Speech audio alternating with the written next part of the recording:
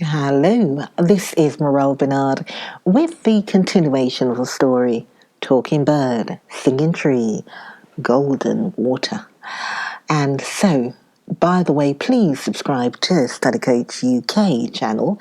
Please subscribe and please share the videos. And the last words were that the princess Perizade, which name also had been borne by several queens and princesses of the kingdom. As soon as the two princes were old enough, the intendant provided proper masters to teach them to read and write, and the princess, their sister, who was often with them, showing a great desire to learn. The intendant, pleased with her quickness, employed the same master to teach her also. Her vivacity and piercing wit made her, in a little time, as great a proficient as her brothers. From that time, the brothers and sister had the same masters in geography, poetry, history, and even the secret sciences, and made so wonderful a progress that their tutors were amazed, and frankly owned that they could teach them nothing more. At the hours of recreation, the princess learned to sing and play upon all sorts of instruments. And when the prince were learning to ride, she would not permit them to have that advantage over her, but went through all the exercises with them, learning to ride also, to bend the bow, and dart the reed or javelin, and oftentimes outdid them in the race and other contests of agility. The intendant of the gardens was so overjoyed to find his adopted children so accomplished in all the perfections of body and mind, and that they so well requited the expense he had been at in their education, that he resolved to be at a still greater, for as he had until then been content simply with his lodge at the entrance of the garden, and kept no country house. He purchased a mansion at a short distance from the city, surrounded by a large tract of arable land, meadows, and woods.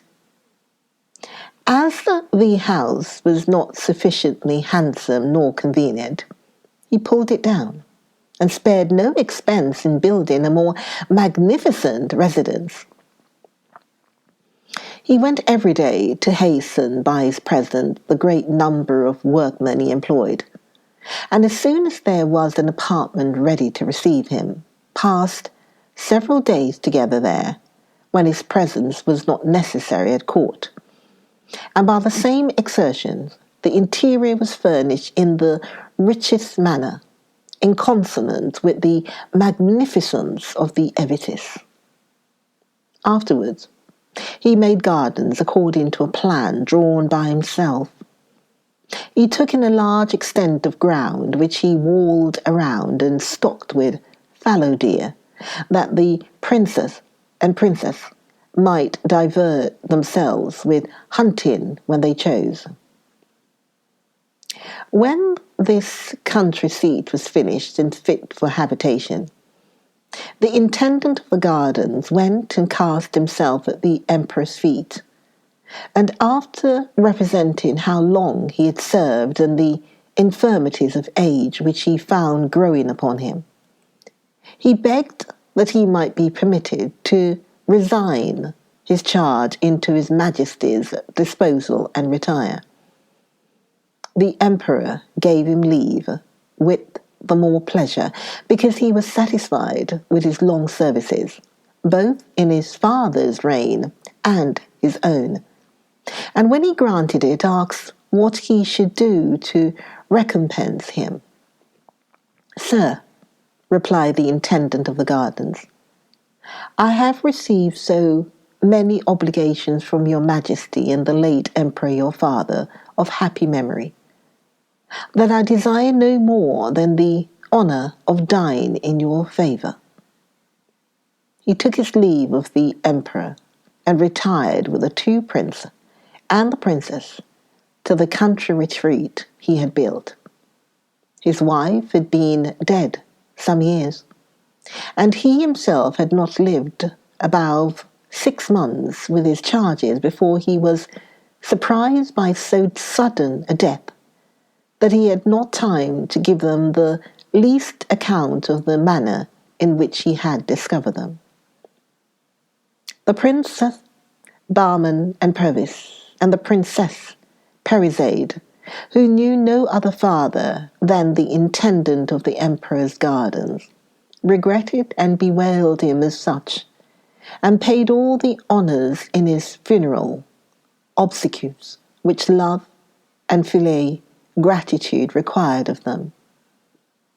Satisfied with the plentiful fortune he had left them, they lived together in perfect union, free from the ambition of distinguishing themselves at court, or aspiring to places of honour and dignity which they might easily have obtained. One day, when the two princes were hunting, and the princess had remained at home, a religious old woman came to the gate and desired leave to go in to say her prayers, it being then the hour. The servants asked the princess's permission, who ordered them to show her into the oratory, which the intendants of the emperor's gardens had taken care to fit up in the house, for want of a mosque in the neighbourhood. She bade them also, after the good woman had finished her prayers, to show her the house and gardens, and then bring her to the hall. The old woman went into the oratory, said her prayers, and when she came out, two of the princess's women invited her to see the residence, which civility she accepted, followed them from one apartment to another, and observed, like a person who understood what belonged to furniture, the nice arrangement of everything. They conducted her also into the garden, the disposition of which she found so well planned that she admired it, observing that the person who had formed it must have been an excellent master of his art. Afterward, she was brought before the princess, who waited for her in the great hall, which in beauty and richness exceeded all that she had admired in the other apartments. As soon as the princess saw the devout woman, she said to her, "My good mother, come near and sit down by me.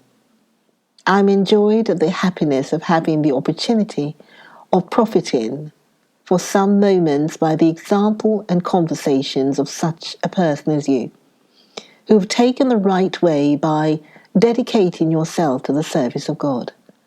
I wish everyone were as wise."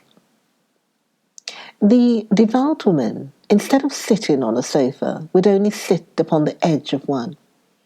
The princess would not permit her to do so, but rising from her seat and taking her by the hand, obliged her to come and sit by her. The good woman, sensible of the civility, said, "Madame, I ought not to have so much respect shown me, but since you command, and are mistress of your own house, I will obey you." When she had seated herself, before they entered into any conversation, one of the princess's women brought a low stand of mother of pearl and ebony, with a china dish full of cakes upon it, and many others set round it full of fruits in season, and wet and dry sweet meats. The princess took up one of the cakes, and, presenting her with it, said, "Eat, good mother, and make choice of what you like. You had need to eat after coming so far."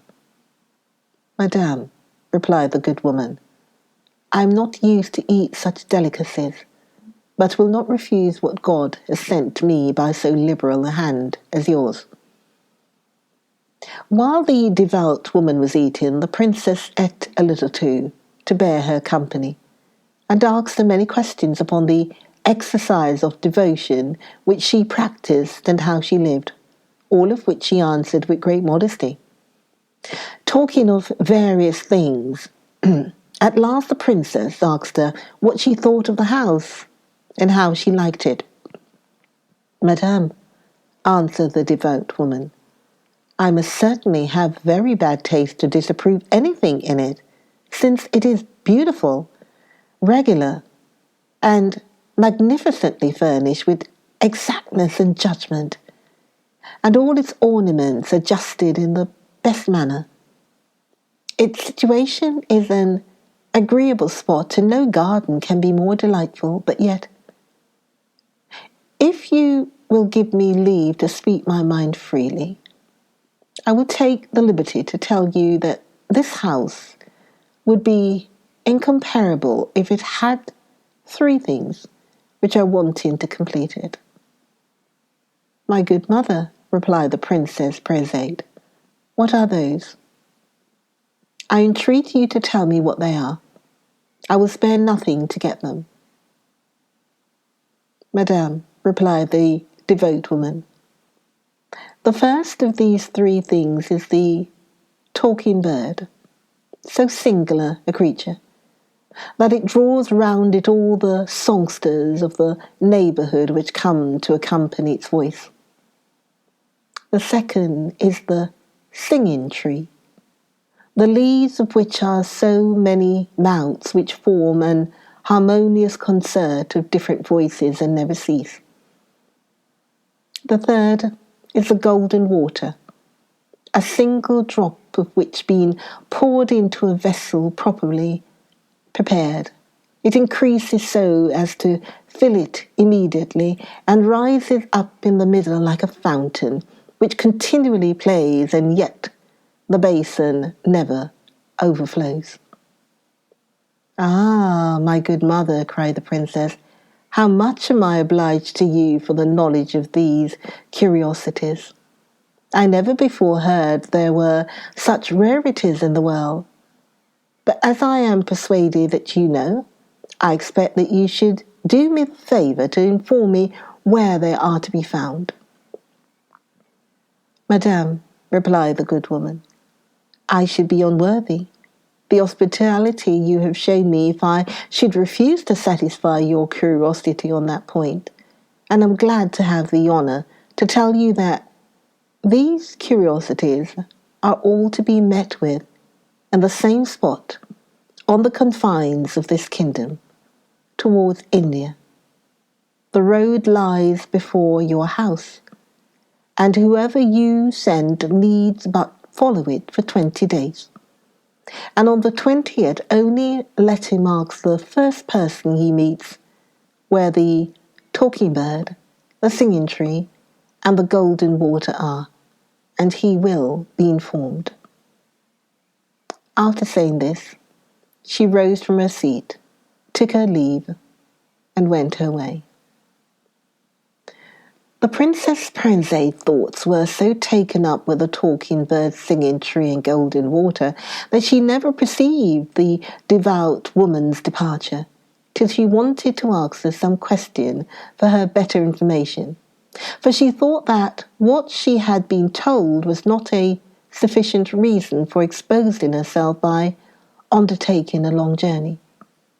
However, she would not send after her visitor, but endeavoured to remember all the directions, and when she thought she had recollected every word, took real pleasure in thinking of the satisfaction she should have if she could get these curiosities into her possession. But the difficulties she apprehended, and the fear of not succeeding made her very uneasy.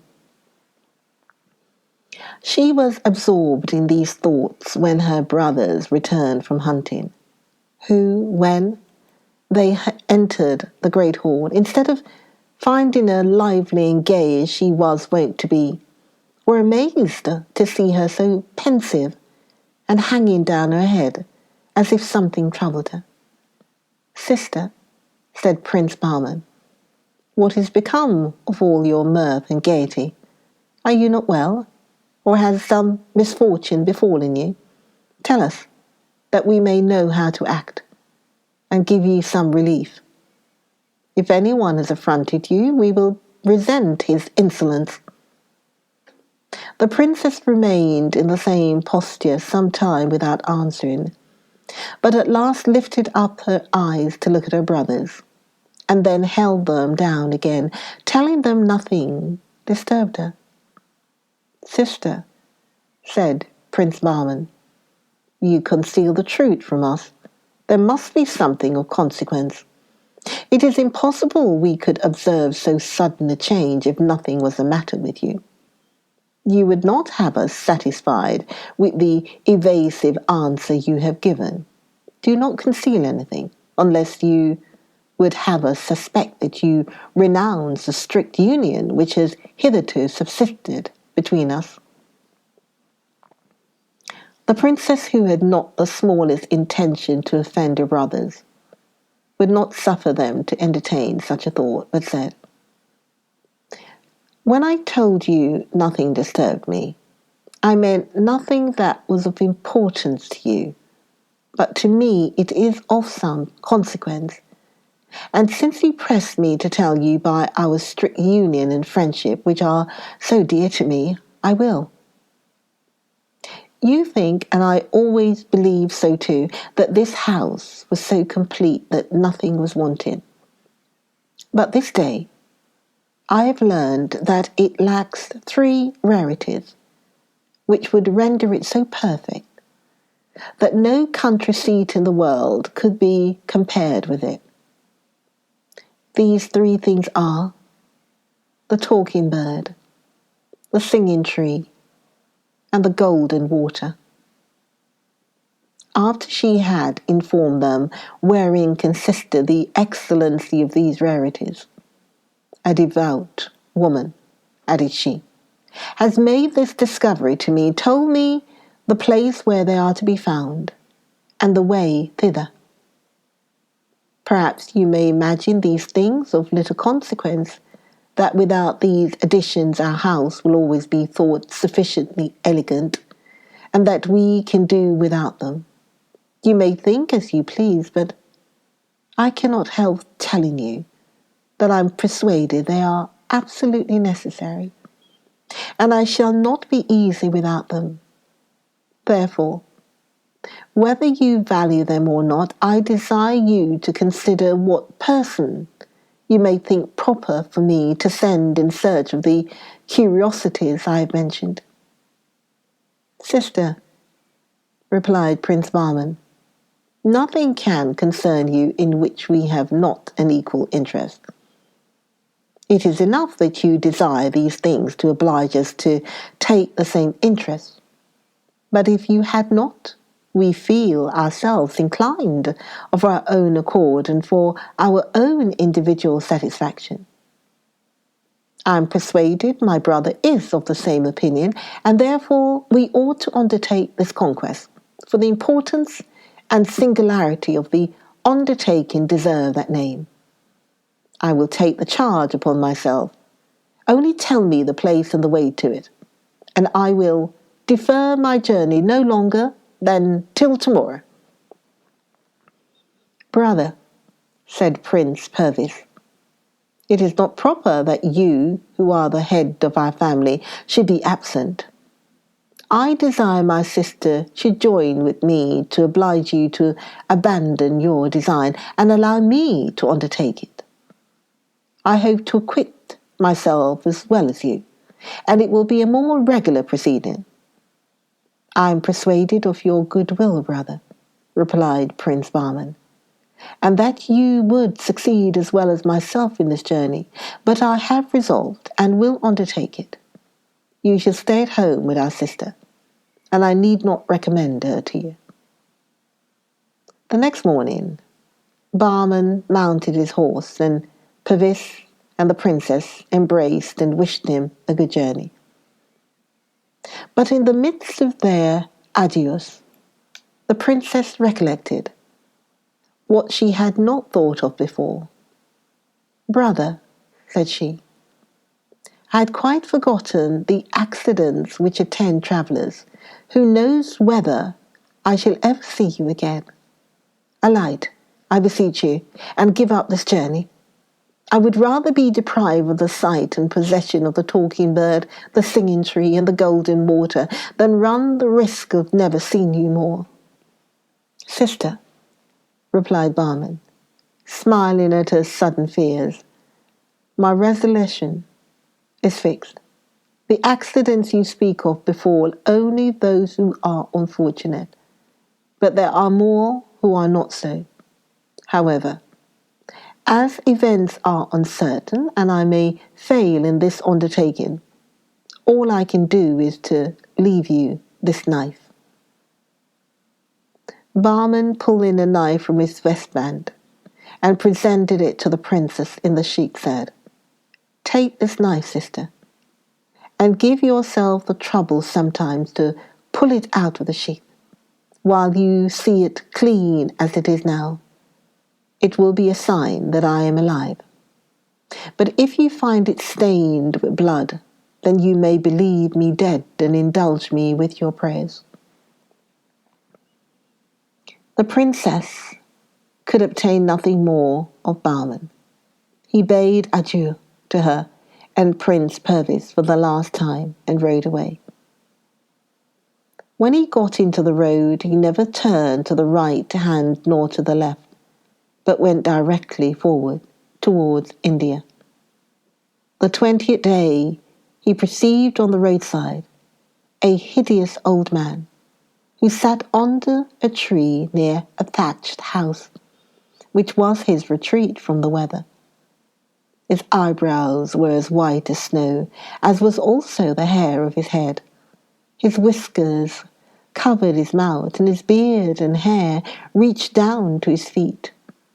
The nails of his hands and feet were grown to an extensive length, while a flat, broad umbrella covered his head. He had no clothes, but only a mat thrown round his body.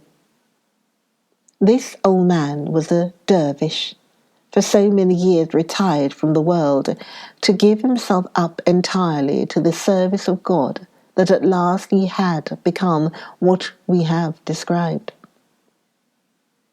Prince Barman, who had been all that morning very attentive to see if he could meet with anybody who could give him information of the place he was in search of, stopped when he came near the dervish, alighted, in conformity to the directions which the devout woman had given the Princess Persade, and leading his horse by the bridle, advanced towards him, and saluting him said, God prolong your days, good father, and grant you the accomplishment of your desires. The dervish returned the prince's salutation, but so unintelligibly that he could not understand one word he said, and Prince Barman, perceiving that this difficulty proceeded from the dervish's whiskers hanging over his mouth, and unwilling to go any further without the instructions he wanted, pulled out a pair of scissors he had about him, and having tied his horse to a branch of the tree, said, Good dervish, I want to have some talk with you, but your whiskers prevent my understanding what you say. And if you will consent, I will cut off some part of them and off your eyebrows, which disfigure you so much that you look more like a bear than a man. The dervish did not oppose the offer, and when the prince had cut off as much hair as he thought fit, he perceived that the dervish had a good complexion, and that he was not as old as he seemed. Good dervish, said he, if I had a glass, I would show you how young you look. You are now a man, but before nobody could tell what you were. The kind behaviour of Prince Bahman made the dervish smile and return his compliment. Sir, said he, whoever you are, I am obliged by the good office you have performed, and am ready to show my gratitude by doing anything in my power for you. You must have alighted here upon some account or other. Tell me what it is, and I will endeavour to serve you." "Good dervish," replied Prince Bahman, "I am in search of the talking bird, the singing tree, and the golden water. I know these three rarities are not far from hence, but cannot tell exactly the place where they are to be found. If you know, I conjure you to show me the way, that I may not lose my labour after so long a journey." The prince, while he spoke, observed that the dervish changed countenance, held down his eyes, looked very serious, and remained silent, which obliged him to say to him again, "Good father, tell me whether you know what I ask you, that I may not lose my time, but inform myself somewhere else." At last the dervish broke silence. "Sir," said he to Prince Bahman, "I know the way you ask of me, but the regard which I conceived for you the first moment I saw you, and which is grown stronger by the service you have done me, kept me in suspense as to whether I should give you the satisfaction you desire." "What motive can hinder you?" replied the prince, "and what difficulties do you find in so doing?"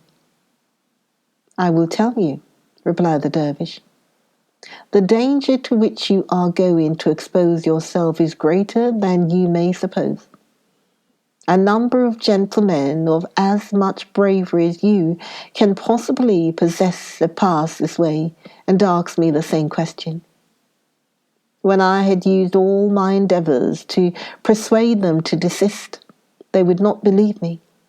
At last I yielded to their importunities. I was compelled to show them the way, and I can assure you they have all perished, for I have not seen one come back. Therefore, if you have any regard for your life, take my advice. Go no farther, but return home."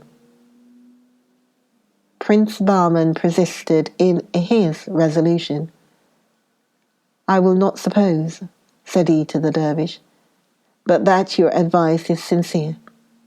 I am obliged to you for the friendship you express for me, but whatever may be the danger, nothing shall make me change my intention.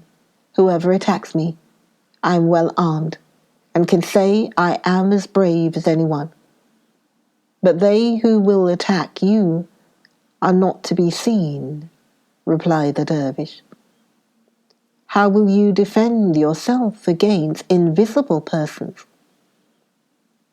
"It is no matter," answered the prince. "All you say shall not persuade me to do anything contrary to my duty. Since you know the way, I conjure you once more to inform me. Join me, join me for the next episode. Join me for the next video. Talking bird, oh, talking bird, singing tree, golden water. Join me then for the next video. Me, Morel. I'll see you then.